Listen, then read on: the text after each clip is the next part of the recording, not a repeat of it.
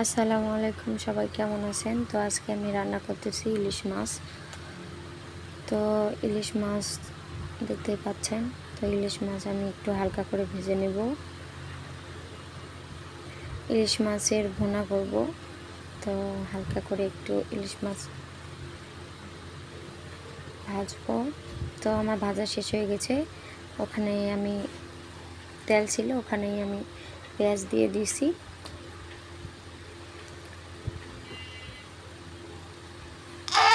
তারপর দেখতেছেন যে পেঁয়াজটা লাল করে ভেজে নিব আমরা। এরপর কাঁচা ঝাল একটু দিছি, তারপর এখন দেব শুকনো ঝাল, পরিমাণ মতো শুকনো ঝাল দিয়ে নিলাম। এরপর দেব লবণ, তারপর দিয়ে দিলাম একটু হলুদের গুঁড়া,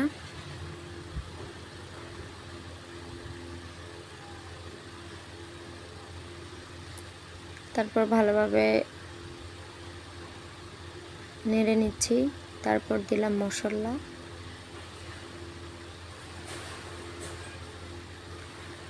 মশলা বাটা দিলাম। তারপর একটু হালকা পানি দিয়ে কষায় নিচ্ছি।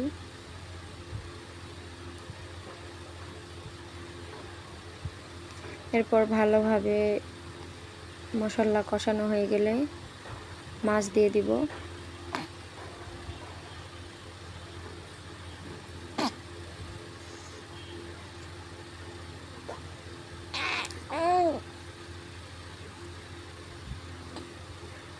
মাছ দিয়ে ভালোভাবে নেড়ে নিচ্ছি।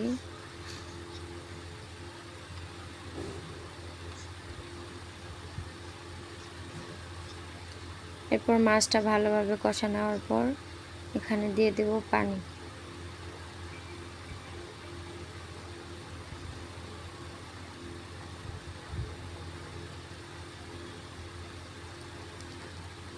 তো তারপর পানি দেওয়ার পর আমি একটু নাড়াচাড়া করে নিলাম।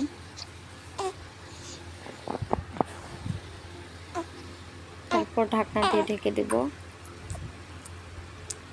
অল্প কিছুক্ষণ পর ঢাকনাটা উঠালাম, দেখলাম যে পানিটা একটু কমে আসছে। তারপর আবার একটু নাড়া দিয়ে দিলাম।